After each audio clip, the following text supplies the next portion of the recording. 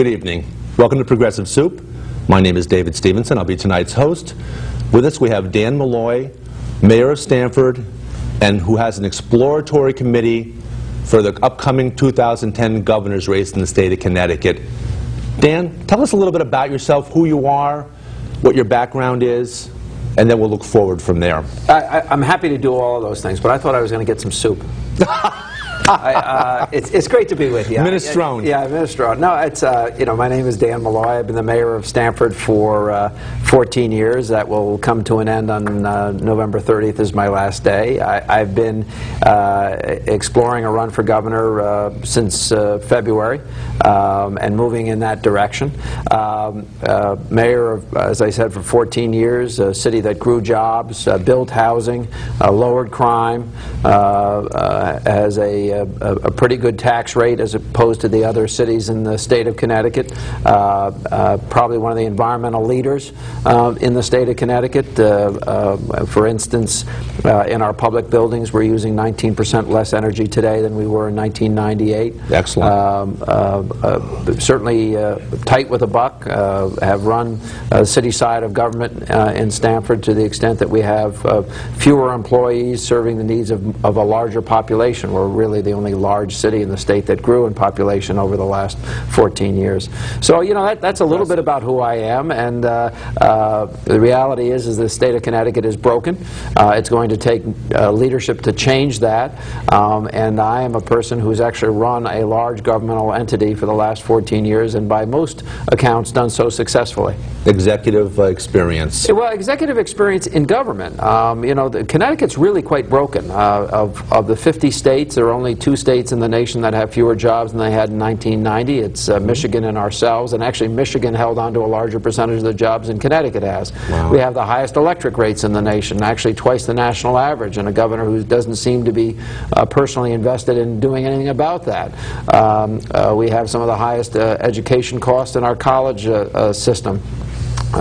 We have the highest deficits on a per capita basis projected out into the future years, and we just came through a budgetary season during which the governor refused to admit what the deficit was for 122 days, literally poisoning the water. And we now know that the budget that was only passed in September is now looking like it's $1 billion out of budget for the current fiscal year that ends at the end of June. So the state is really quite broken. I believe is going to require new leadership and new administration to change that.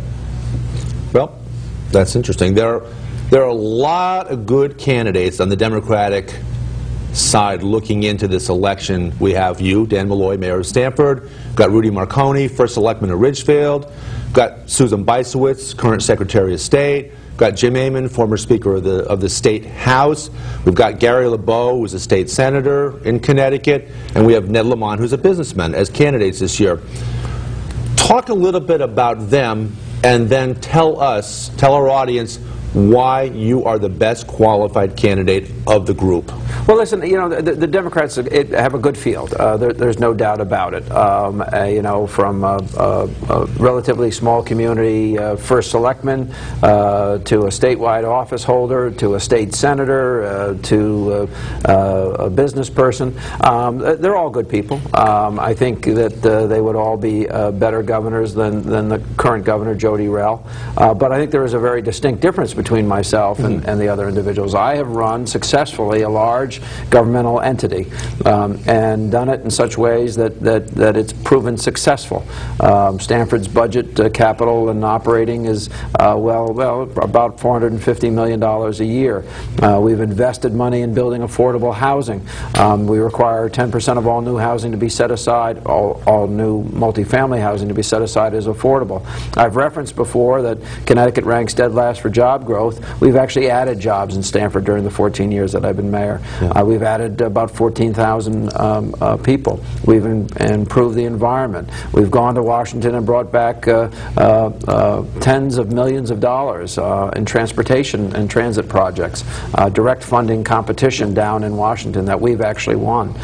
We've reshaped all of our major Stamford Housing Authority properties and done so on a mixed income basis. actually very proud of that. We rebuilt all of our urban schools, opened new schools, and we're improving test scores amongst some of our poorest and previously worst performing students.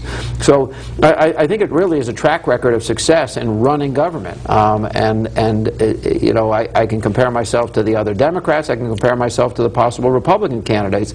Well, listen, I have confidence that I can run Connecticut's government, that we can turn it around. And then finally, I believe that I'm the person who can work with the legislature to make sure that that gets done. That is very important. Now, you mentioned the electric rates in Connecticut being double the national average, and Stamford having, during your tenure, cut back on power usage in spite of the fact that the city is obviously, you know, government is perhaps larger, but certainly your power usage is much more efficient. That must be a tremendous drag, these electric costs. There must be a tremendous drag on small businesses in Connecticut. Well, I think that if you were to examine why Connecticut's lost jobs, and again, only one of two states, only two states lost jobs since 1990, I think you'd have to look at our transportation policy, our lack thereof, and the fact that our electric rates are twice the national average. But even, you know, talking about a national average, let me be very specific.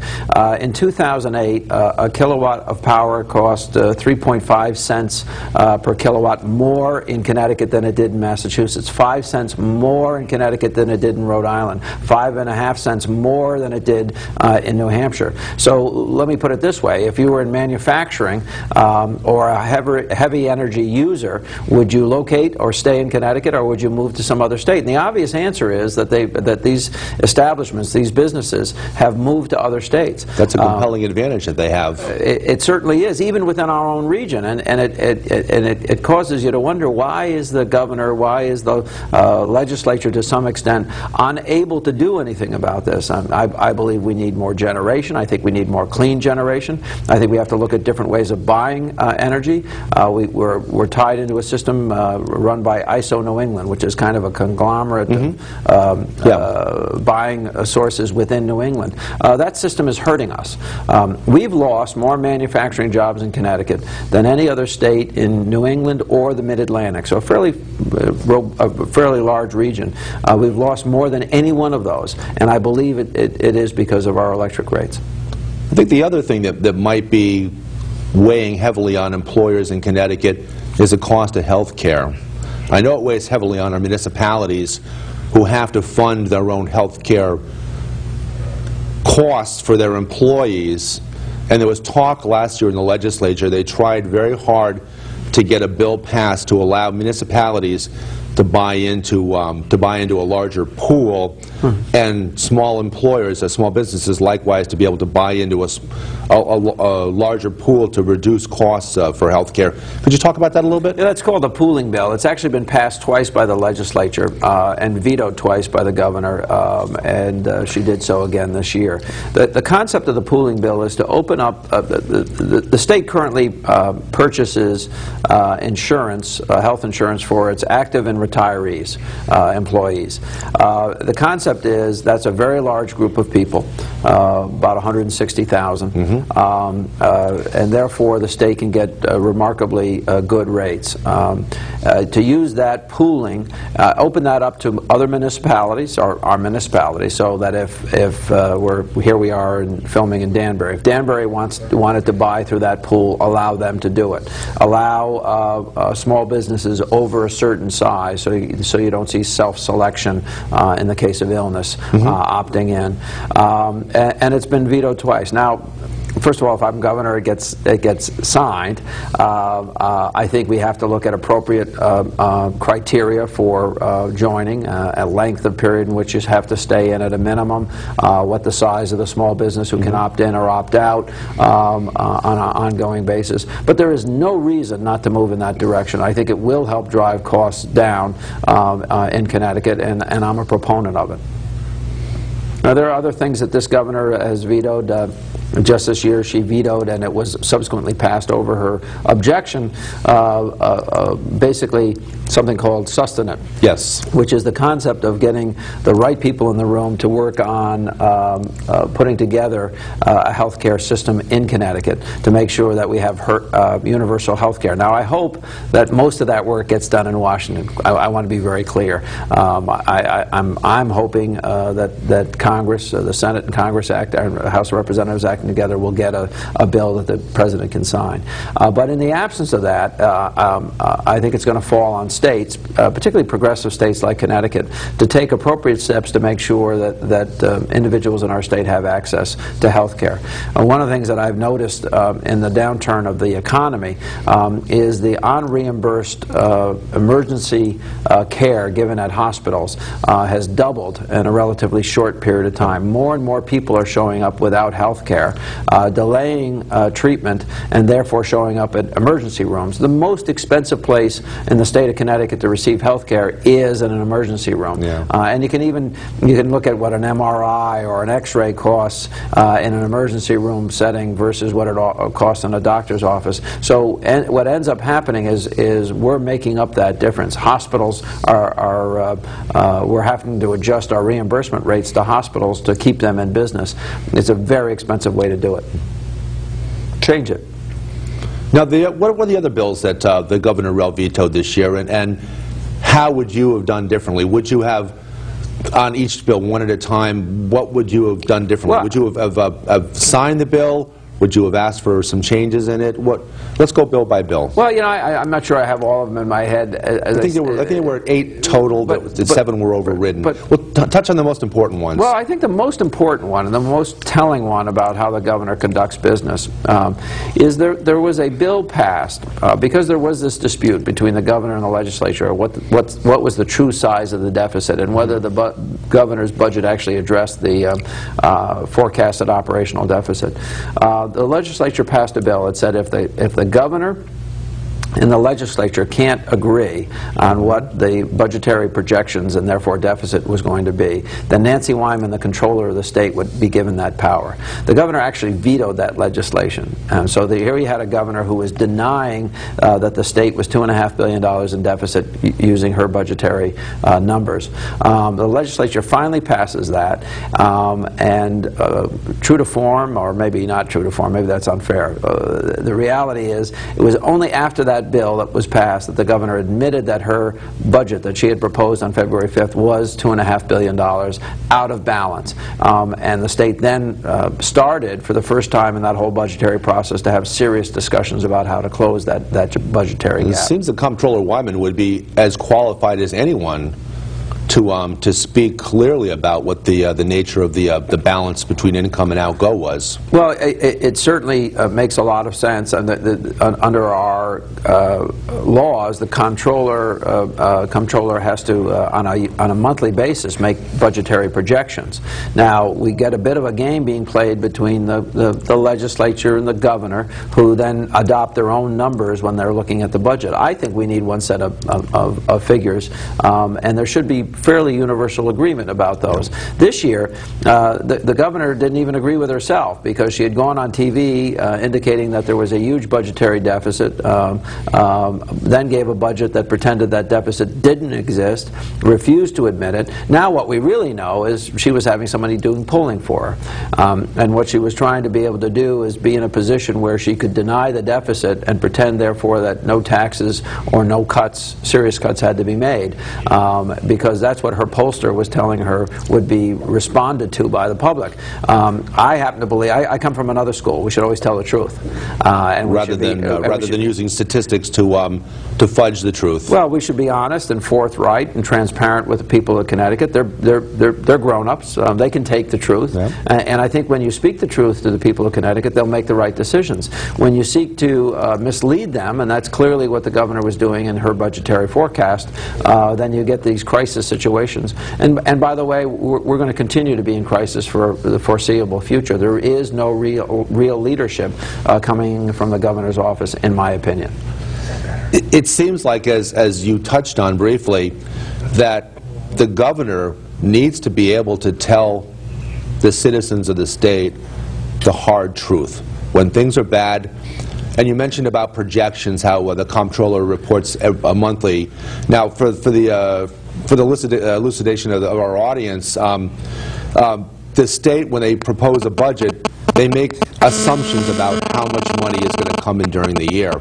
Now, those are assumptions, sometimes high, sometimes low, not always accurate. So these things need to be updated on a monthly basis. We don't know how much revenue is coming in from sales. If we have a slow sales period for things like cars and merchandise, then fewer dollars are coming into the state of Connecticut, and we have to make adjustments for that looking forward. Yeah, but what people need to have in the back of their minds is the governor and the legislature wrestled long and hard to get to a budget. I believe that budget was based on cooked numbers that made precious little sense.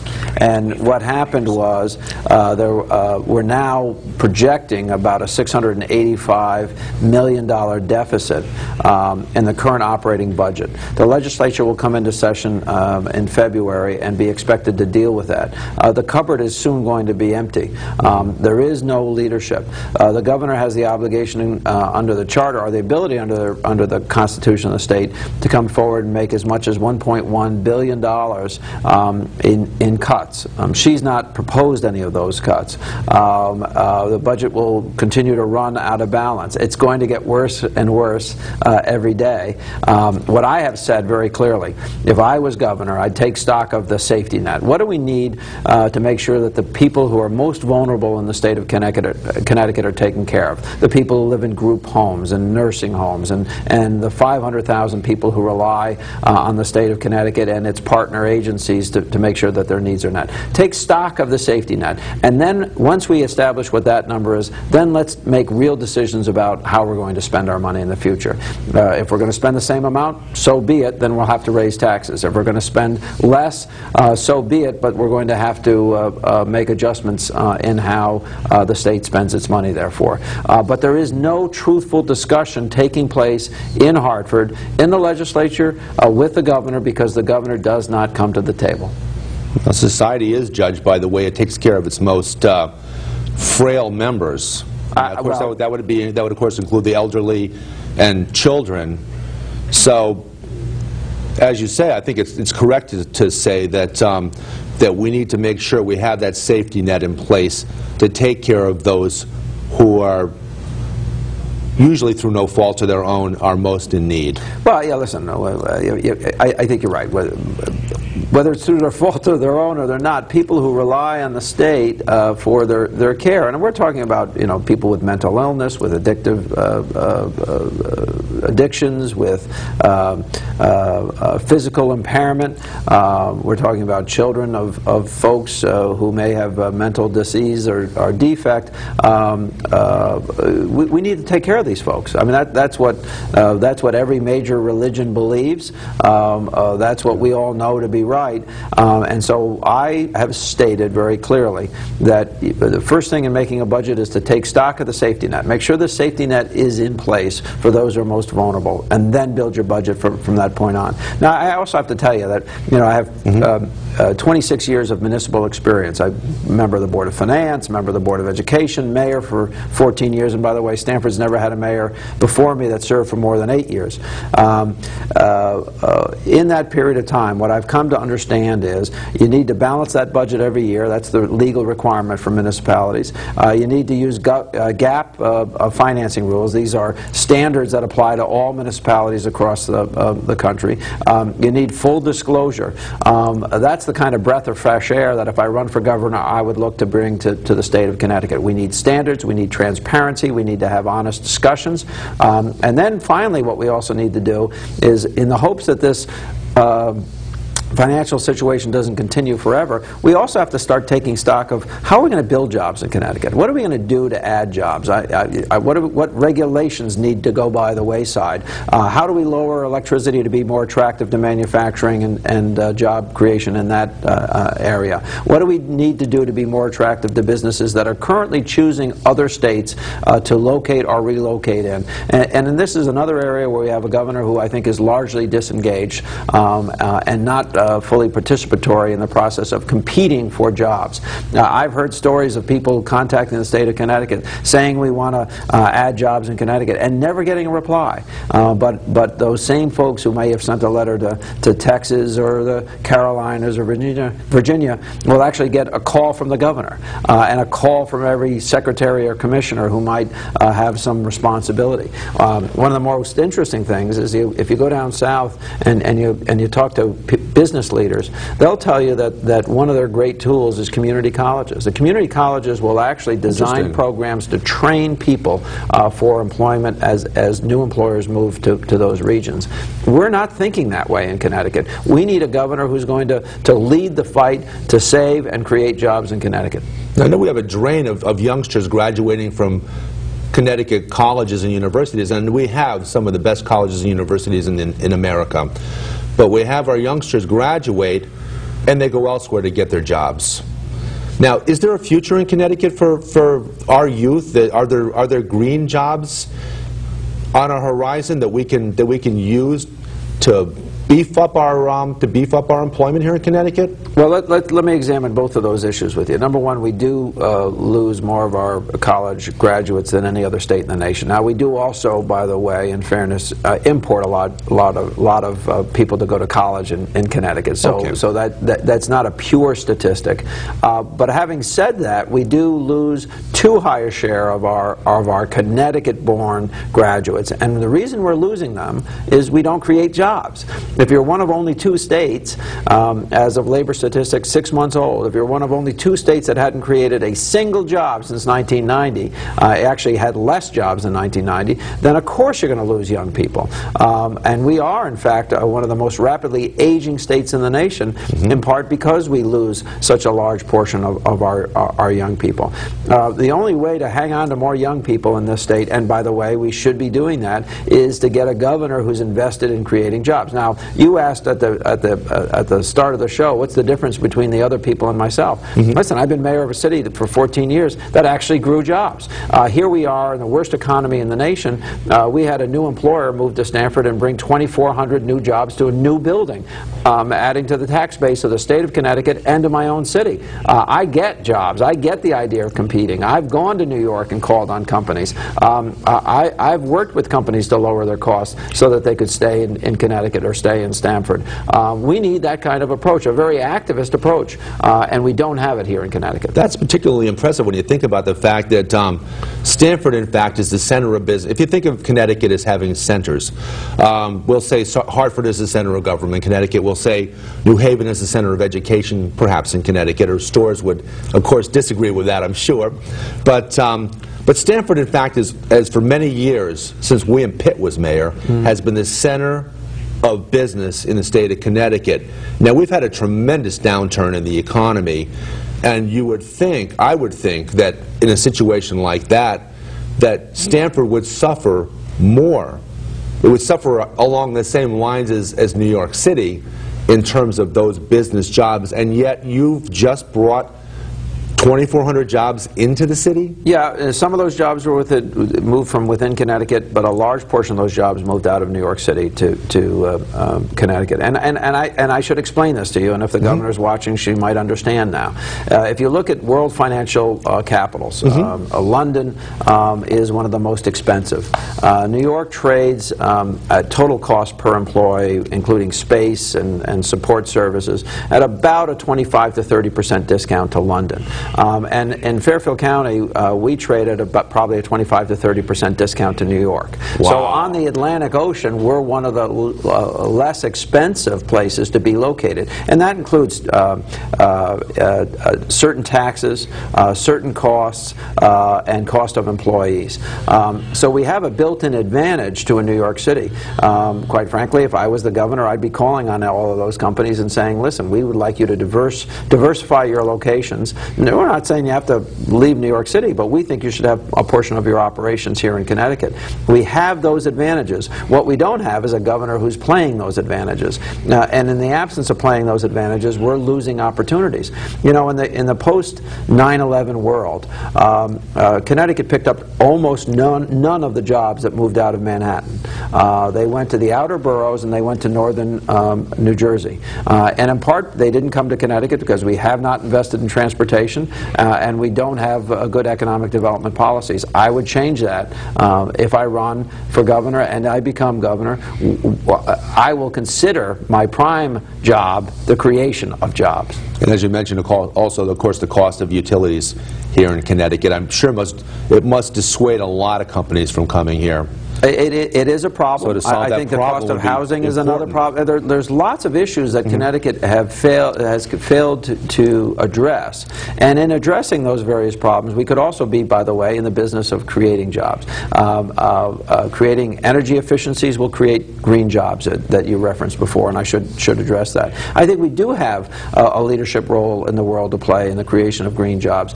We have fuel cell technology that really took hold here in Connecticut. We need to be building on that. One of the most disappointing things that the governor did, in my opinion, with the stimulus dollars, was to take $80 million and spend it on hybrid buses that'll be made out of state and won't be delivered for 2 years.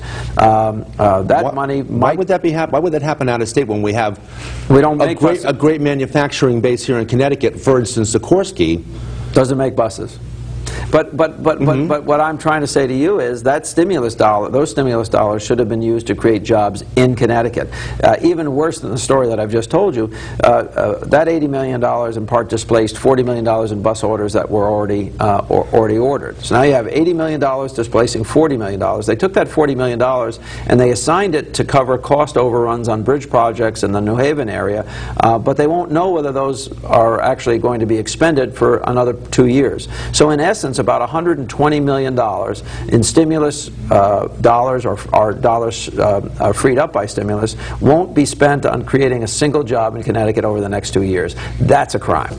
We've got about 1 minute left. Tell our audience about your vision for the future of Connecticut. I want a Connecticut that works for everyday people. I want a more robust middle class. I think we need to have a governor who's fully personally invested in job creation, in combating high cost of energy, who understands that government needs to be reformed and to be made more efficient. That's why I'm looking very seriously at running for governor. Excellent. Thank you very much. I'm David Stevenson. This is Progressive Soup. Dan Malloy, candidate for the governor of Connecticut in 2010, as our guest tonight. Thank you, Dan. Thank you. Great to be with you. Excellent. Thanks.